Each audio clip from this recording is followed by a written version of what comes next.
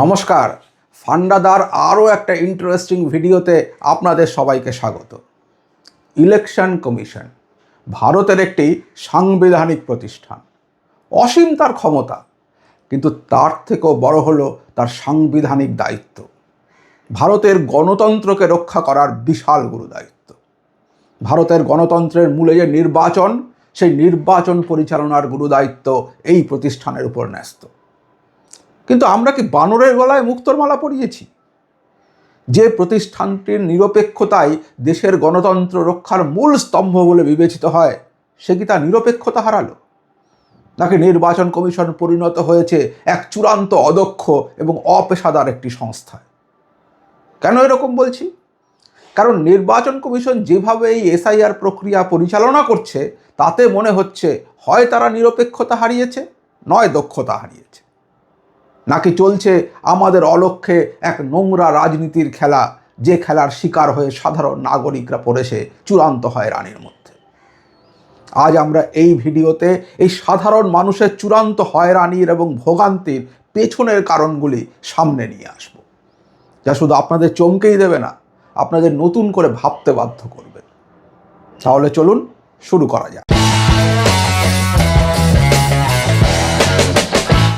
তবে শুরু করার আগে যে কথাটা সব সময় বলি, ফান্ডাদা মানেই কিন্তু এরকমই জীবন বদলে দেওয়া সব ভিডিও, আপনাদের চোখ খুলে দেওয়া সব ইনফরমেশন, আপনাদের প্রতিদিনকার জীবনকে আরও একটু সুন্দর, আরও একটু সহজ করে তোলার এক ঐকান্তিক প্রচেষ্টা। তাই চ্যানেলটাকে যদি এখনও সাবস্ক্রাইব না করে থাকেন তাহলে প্লিজ, আর হ্যাঁ, বেল আইকনটা প্রেস করতে ভুলবেন না কিন্তু, তাতে যখনই আমরা এই ধরনের সব জীবন বদলে দেওয়া দুর্দান্ত ভিডিও নিয়ে আসব, আপনি সঙ্গে সঙ্গে নোটিফিকেশান পাবেন। আর এই ভিডিওটা লাইক করে সবার সঙ্গে শেয়ার করুন, তাতে তারাও উপকৃত হবেন। আর চ্যানেলে কিন্তু আরও অনেক প্রয়োজনীয় ভিডিও আছে, যেমন ধরুন স্বাস্থ্য সম্পর্কিত, যেখানে আমরা আপনাদের ওষুধের খরচ কীভাবে অর্ধেকেরও কম করবেন তা নিয়ে বলেছি। টেকনোলজি সংক্রান্ত, যেমন কী ধরনের মোবাইল কিনলে ঠকবেন না, কিভাবে স্ক্যামারদের থেকে বাঁচবেন, এবং আরও বিভিন্ন প্রতিদিনকার প্রয়োজনীয় ভিডিও, সেগুলোতেও একবার চোখ বোলানোর অনুরোধ রইল। এবার তাহলে চলুন ভিডিওতে ফিরি। আমরা এতদিনে এটা তো জেনে গেছি যে পশ্চিমবঙ্গে প্রায় 1.5 কোটিরও বেশি মানুষকে এসআইআরের হিয়ারিং বা শুনানিতে ডাকা হয়েছে। কিন্তু এত সংখ্যক লোককে ইলেকশন কমিশন বাছল কী করে? আসলে ইলেকশন কমিশন এটা বেছেছিল ম্যাপিং অ্যান্ড ম্যাচিং পদ্ধতির দ্বারা। সেই বস্তুটা কি, সেটা আমরা আগে একটু দেখি যে কীভাবে এই খুঁজলো কমিশন, সেটা আমরা দেখে নিই। প্রথমেই ইলেকশন কমিশন যেটা করেছিল সেটা হচ্ছে এই 2002-এর একটা ম্যানুয়াল ভোটার লিস্ট তারা ডিজিটাইজ করে একটা ডেটাবেস বানিয়ে নিয়েছিল। 2002-এর যেটা আগের এসআইআর, সেই এসআইআরের একটা ম্যানুয়াল যে ভোটার লিস্ট ছিল সেটাকে ডিজিটাইজ করে একটা ডেটাবেস বানিয়ে নেয়। এটা হচ্ছে প্রথম কাজ। তারপরে ওরা কি করলো? তারপরে যেটা করলো সেটা হচ্ছে কমিশনের কাছে যে এখনকার অর্থাৎ 2025-এর মানে যার বেসিসে এই এনুমারেশন ফর্ম বিলি হয়েছে তার তো ডেটাবেস তাদের কাছে রয়েছে। অতএব তাদের কাছে একটা 2025-এর ভোটের লিস্টের ডিজিটাল ডেটাবেস তাদের কাছে আছে। 2, এরপরে 3 নম্বরে, এবার যে এনুমারেশন ফর্মগুলো আপনারা ফিল আপ করে দিয়েছি, সেই এনুমারেশন ফর্মগুলোর ডেটা এন্ট্রি করলো বিএলও বা ডেটা এন্ট্রি অপারেটর, কারা করেছে আমরা জানি না ভেতরে, কিন্তু বিএলওদেরই নাকি দায়িত্ব ছিল যে ডেটা এন্ট্রি করার। তো যাই হোক, সেই বিএলও হতে পারে বা ডেটা এন্ট্রি অপারেটর, তাদের দিয়ে এখনকার ডেটাকে এন্ট্রি করিয়ে আর একটা ডেটাবেস তৈরি করেছে ইলেকশন কমিশন, যেটা হচ্ছে বেসিক্যালি এই ফর্ম ফিল আপের যে ডেটা, সেই ডেটাগুলোর থেকে ডেটাবেসটা তৈরি হয়েছে। তাহলে 3টে ডেটাবেস, 2002-এর ডেটাবেসকে যেটা আগের এসআইআরের ডেটাকে ডিজিটাইজ করা হলো, 2025-এর যে ডেটাবেস আমাদের লাস্ট ডেটাবেস যেখান থেকে এনুমারেশন ফর্মগুলো প্রিন্ট করা হয়েছে সেই ডেটাবেস, আর 3 হচ্ছে যে যে এনুমারেশন ফর্মগুলো আমরা ফিল আপ করে দিয়েছি সেই ফিল আপের ফর্মের ডেটাগুলো বিএলও বা ডেটা এন্ট্রি অপারেটর দিয়ে এন্ট্রি করিয়ে আর একটা ডেটাবেস, অর্থাৎ টোটাল 3খানা ডেটাবেস তৈরি হলো। এই দেখুন, এইটা হচ্ছে 2002-এর ডিজিটাইজ করা ডেটাবেস একটা, 2025-এর ডিজিটাল ডেটাবেস আর বিএলওদের দ্বারা ডিজিটাইজ করা এখনকার ডেটাবেস। তাহলে এই তিনটে ডেটাবেসের মাধ্যম দিয়ে ম্যাপ করা হলো। ওরা বলেছে কি সব এআই টেআই করেছে, সে এআই করেছে, বা নর্মাল যেভাবে প্রোগ্রামিংয়ে হয় এসকিউএল বা স্ট্রাকচার্ড কোয়ারি ল্যাঙ্গুয়েজ ইউজ করে এই ম্যাপিং অ্যান্ড ম্যাচিংয়ের প্রক্রিয়াটাকে ইলেকশন কমিশন করেছে। খুব ভালো কথা। এবার এই ম্যাপিং অ্যান্ড ম্যাচিং করতে গিয়ে যে 3 রকমের ব্যাপার তৈরি হলো, তার এক হচ্ছে যে আনম্যাপড ভোটার পাওয়া গেল। আনম্যাপড ভোটার কারা? আনম্যাপড ভোটার হলো যে যাদের 2002-এর ডিজিটাইজ করা ডেটাবেসে নিজেরও নাম নেই, বাবা মা বা ঠাকুরদার নামও নেই, কিন্তু তারা এই এখন বিএলওদের দ্বারা যে ডিজিটাইজ করা ডেটাবেস, সেই ডেটাবেসে তারা ফর্ম ফিল আপ করেছে। 2025-এর ডেটাবেসে তাদের নাম ছিল। এই লোকেরা এরা হচ্ছে আনম্যাপড ভোটার, অর্থাৎ এদের ম্যাপিং করা গেল না 2002-এ। এদের পরিমাণ হচ্ছে 30 লাখ। এটা একটা ফেজ। আরেকটা কি ধরন, এগুলো আমি ডিটেলে না আগের একটা ভিডিওতে আলোচনা করেছি। যদি আপনারা ওই ম্যাপিং অ্যান্ড ম্যাচিং প্রক্রিয়াটা পুরো বুঝতে চান এবং কিভাবে এই সিলেকশনগুলো হয়েছে, এএসডিডি লিস্টগুলো, তাহলে সেই ভিডিওটা দেখে নিতে পারেন। আমি নিচে ডেসক্রিপশনে লিঙ্কটা দিয়ে দেবো। এখানে আমরা শর্টে চলে যাচ্ছি। আচ্ছা, দ্বিতীয় ধরনে হচ্ছে প্রোজেনি ম্যাপিং ডিসপিউটেড ভোটার, যেটা প্রায় 1,30,00,000 মতন। এই প্রোজেনি ম্যাপিং ডিসপিউটেড ভোটার কি, যে তাদের নিজেদের 2002-এর ডিজিটাইজ করা ডেটাবেসে নিজের নাম নেই, কিন্তু বাবা মা বা ঠাকুরদা বা অন্য আত্মীয়র নাম আছে। আর 2025-এর ডেটাবেসে তাদের নাম ছিল, বিএলওদের দ্বারা ডিজিটাইজ করা ডেটাবেসে তাদের নাম এখন ঢুকেছে, অর্থাৎ তারা ফর্ম ফিল আপ করেছে। এই পরিমাণটা মোটামুটি 1,30,00,000 বলা হচ্ছিল। সেখান থেকে নাকি কিছু কমানো হয়েছিল, তারপরে আবার শোনা যাচ্ছে কমানো হয়নি, সবাইকেই ডাকা হবে ইত্যাদি। এটা নিয়ে একটা ডিসপিউট রয়েছে এবং ইলেকশন কমিশনও ডিসাইড করতে পারছে না কি করবে। তো এই পোর্শনটা হচ্ছে এই প্রোজেনি ম্যাপিং ডিসপিউটেড। আরেকটা কি ছিল? আরেকটা ছিল হচ্ছে সেলফ ম্যাপিং ডিসপিউটেড ভোটার, অর্থাৎ যাদের নাম 2002-এর ডেটাবেসেও আছে, সে বলেছে যে হ্যাঁ আমার নাম আছে, 2025-এর ডেটাবেসেও আছে, আর বিএলওদের দ্বারা ডিজিটাইজ করা ডেটাবেসেও রয়েছে, এবং তারা ফর্ম ফিল আপও করেছে।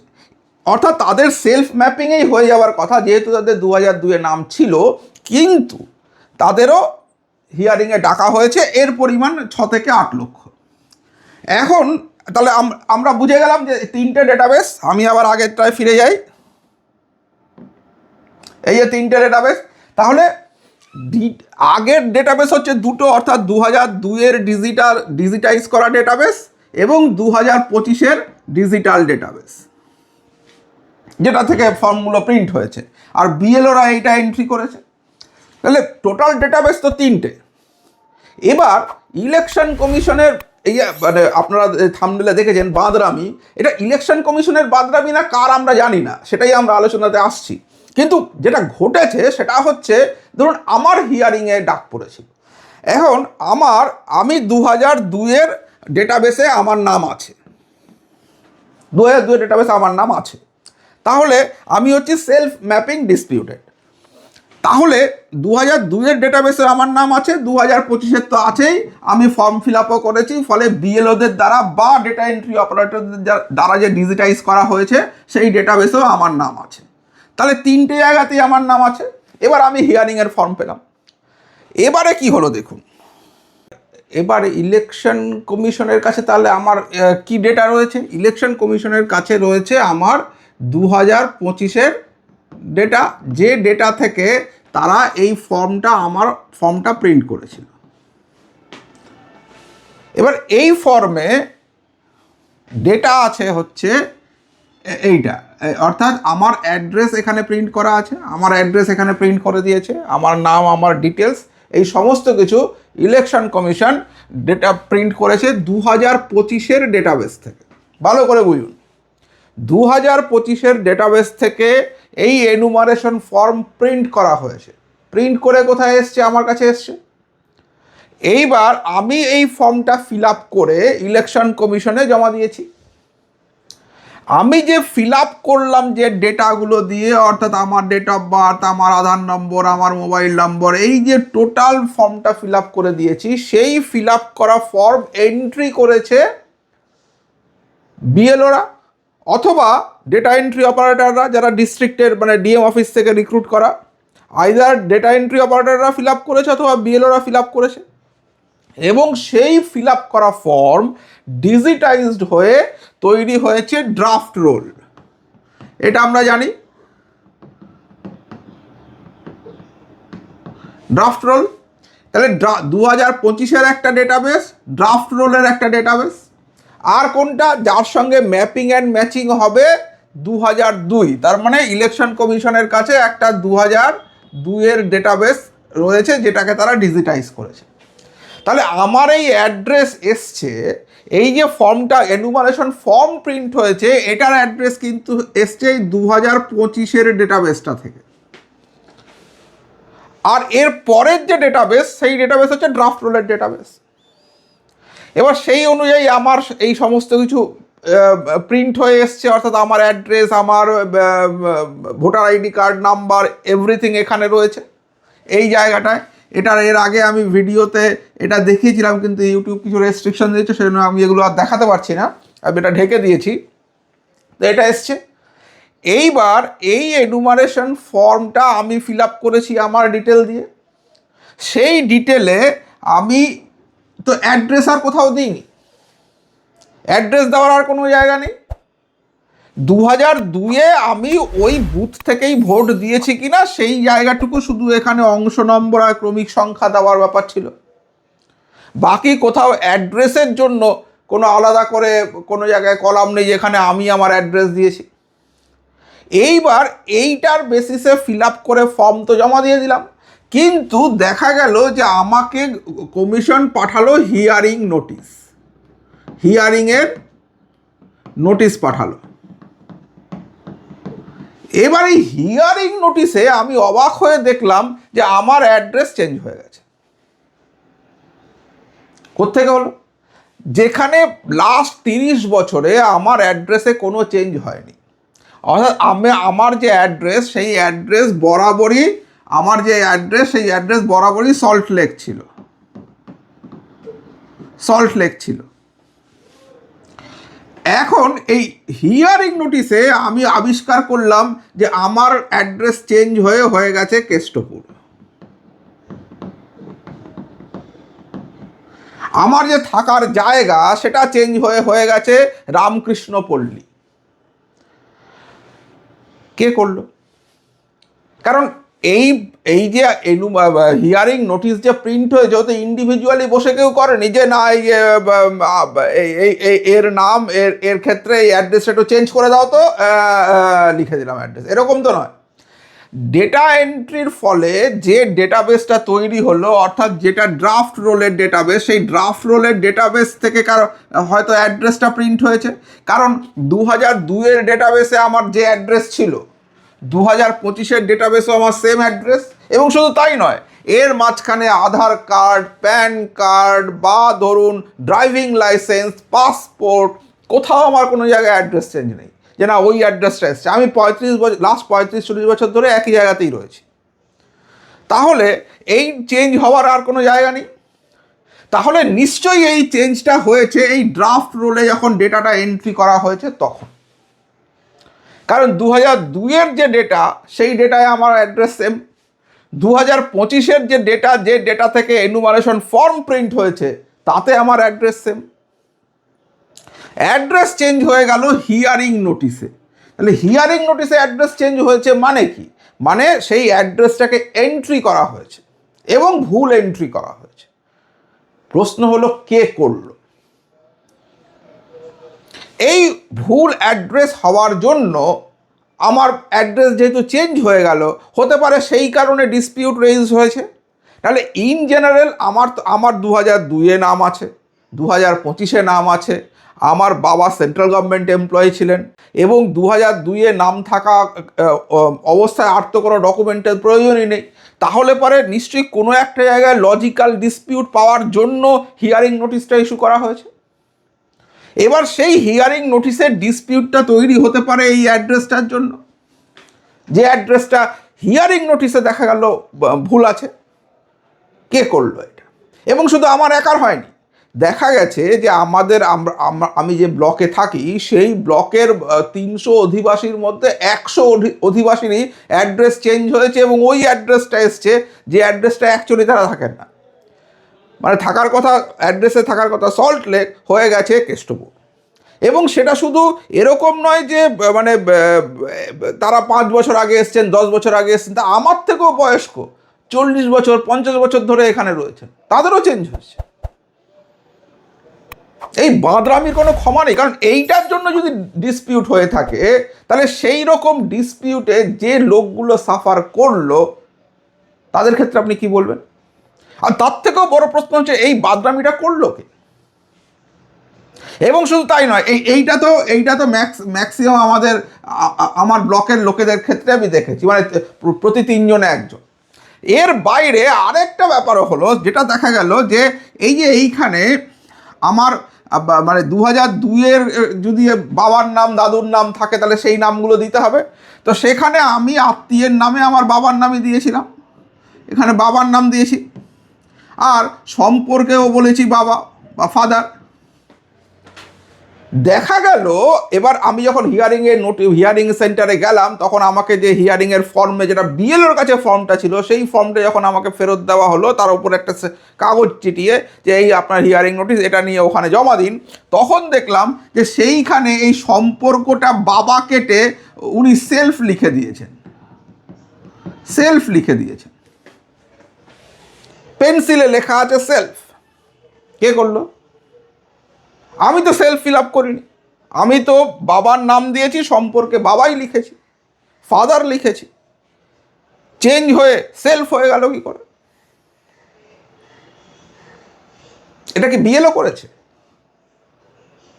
এটা কি বিএলও যদি করে থাকে বা ডেটা এন্ট্রি অপারেটররা যদি করে থাকে, সেটা কি ইলেকশন কমিশনের নির্দেশে এগুলো করা হয়েছে? এইখানে অ্যাড্রেস চেঞ্জ কি ইলেকশন কমিশনের নির্দেশে করা হয়েছে, নাকি বিএলওদের ওপর রাজনৈতিক চাপ ছিল তারা এইটা করেছেন, বা ডেটা এন্ট্রি অপারেটররা করেছেন? যে কোনো একজনের তরফ থেকে তো গন্ডগোলটা হয়েছে। কারণ আমি আবারও বলছি, এই নামগুলো তো ইন্ডিভিজুয়ালি আমার নামের নিচে অ্যাড্রেসটা চেঞ্জ করা হয়নি, এটা একটা ডেটাবেসে এন্ট্রি হয়েছে, সেখান থেকে হিয়ারিং নোটিশগুলো প্রিন্ট হয়ে বেরিয়ে এসছে সবার নামে হিয়ারিং নোটিশ, একটা দুটো নয়, 1,50,00,000-এরও বেশি লোক হিয়ারিংয়ে নোটিশ পেয়েছে। এবং সেই নোটিশ তো ইন্ডিভিজুয়ালি প্রিন্ট হয়নি, সেই নোটিশ প্রিন্ট হয়েছে এরমভাবে ডেটাবেস থেকে।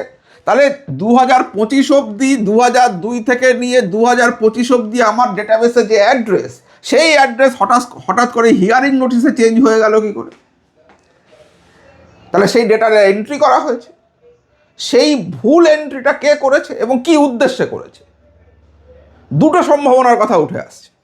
এক হতে পারে ইলেকশন কমিশন ইচ্ছে করে এই ডেটা এন্ট্রিটা রং করানো হয়েছে ইলেকশন কমিশনের নির্দেশে, অথবা বিএলও বা ডেটা এন্ট্রি অপারেটরদের কাছে এরকম নির্দেশ ছিল যে ভুল করাতে হবে। তাহলে এইটা একটা ব্যাপার। তাহলে কি 1.5-2 কোটি লোককে ডাকতেই হবে এমন কি নির্দেশ ইলেকশন কমিশনের উপরে ছিল? সেই জন্যই কি এই ভুল? সেই জন্য কি ইচ্ছে করে এটা করা হলো? এটা একটা অপশন, কিন্তু খুব ইম্পর্ট্যান্ট অপশন। কারণ আমরা যখন এই মানে এসআইআর হবে তখন থেকে আমরা শুনছি 1 কোটি, 1.5 কোটি, 2 কোটি, এরকম একটা সংখ্যা। তাহলে সেই সংখ্যাটাকে, মানে সেই সংখ্যাটার কাছে নিয়ে যাওয়ার জন্যই কি এটা করা হয়েছে? এটা কি রাজনৈতিক চাপে বা কোনো নির্দেশে করা হয়েছে? আরেকটা হতে পারে, বিএলওরা কি ইচ্ছা করে ভুল এন্ট্রি করলো, এতে করে সাধারণ লোককে প্রচুর হ্যারাস্ট হতে হয় এবং কমিশনের এবং কেন্দ্রের বদনাম হয়। এটাও একটা অপশন, কিন্তু দুটো অপশনই আছে। চেঞ্জ হয়েছে, কিন্তু চেঞ্জটা কে করেছে, কার নির্দেশে করেছে? কারণ এটা তো এমনি হতে পারে না, ইচ্ছাকৃত এতে তো কেউ করে দিতে পারে না। একজনের হতে পারে, একটা জায়গার 300 অধিবাসীর মধ্যে 100-150 জনের এই একই জিনিসের জন্য হিয়ারিংয়ে যেতে হচ্ছে, এটা তো হতে পারে না। তাহলে এই দুটোর মধ্যে একটা হবে। কে বাঁদরামি করেছে? আপনারা কি মনে করেন, ইলেকশন কমিশন নাকি রাজনৈতিক চাপে বিএলওরা? বাঁদরামিটা কার? এবং সেই বাঁদরামির জন্য সাফার করেছে। এবং তারপরে আরও একটা জিনিস আমি আপনাদের দেখাই, সেটা হচ্ছে যে হিয়ারিংয়ের ব্যবস্থাপনা। আমরা শুনেছিলাম হিয়ারিং সেন্টার নাকি দারুণ হবে, 11টা টেবিল থাকবে, প্রচুর লোকজন মানে যাবে, সেখানে বসার ব্যবস্থা থাকবে, বাথরুম টাথরুম থাকবে, এরকম কি সব নির্দেশ নাকি ইলেকশন কমিশন দিয়েছিল। সত্যি দিয়েছিল কিনা আমরা জানি না, কারণ আমরা তো আর সরকারের ভেতরে কি নোটিশ চালাচালি হচ্ছে সেটা তো আর জানি না, কিন্তু নাকি এরকম দেওয়া হয়েছিল। তাহলে এরকম যদি ব্যবস্থাপনা দেওয়া থাকে, এরকম যদি ব্যবস্থাপনার কথা বলা হয়, তাহলে আমরা এখানে সল্ট লেকে অ্যাটলিস্ট জায়গার অভাব নেই, প্রচুর সরকারি অফিস, ভালো ভালো জায়গা, কমিউনিটি হল, আপনি মানে হিয়ারিং অ্যারেঞ্জ করার জন্য কোনো অসুবিধা নেই, যে কোনো জায়গায় অ্যারেঞ্জ করা যেত। তার বদলে বেছে নেওয়া হলো একটা স্কুলকে, এবং সেটা একটা স্কুলটা বন্ধ ছিল না সেদিন, চালু।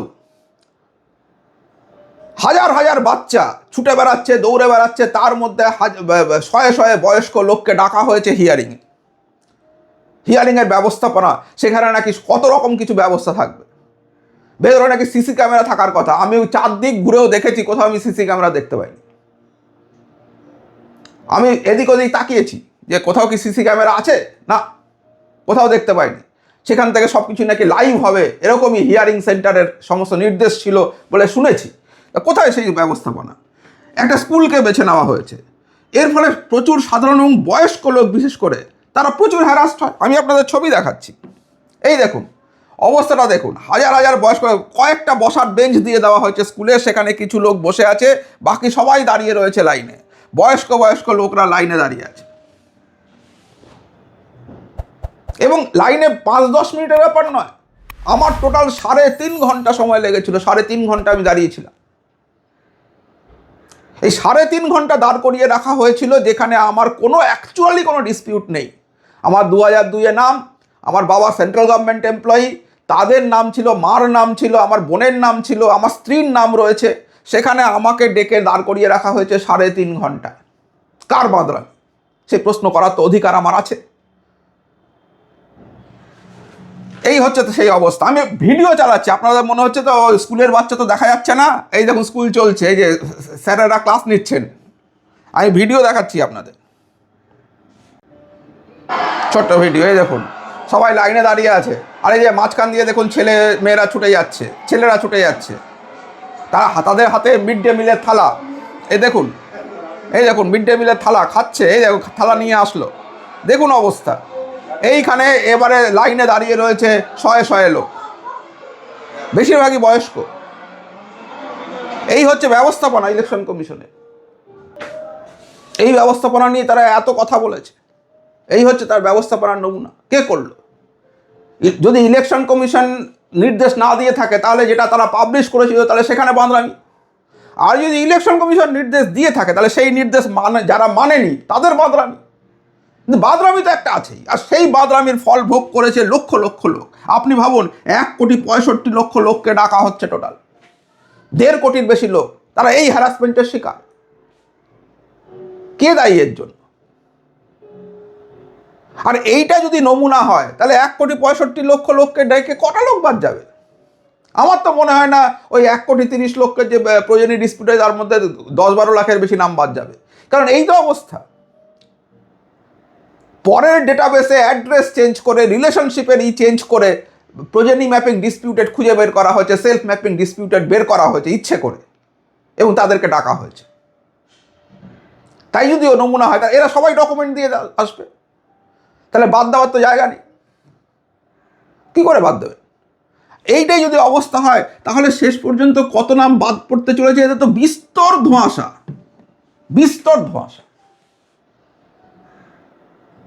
আপনারা কি বলেন?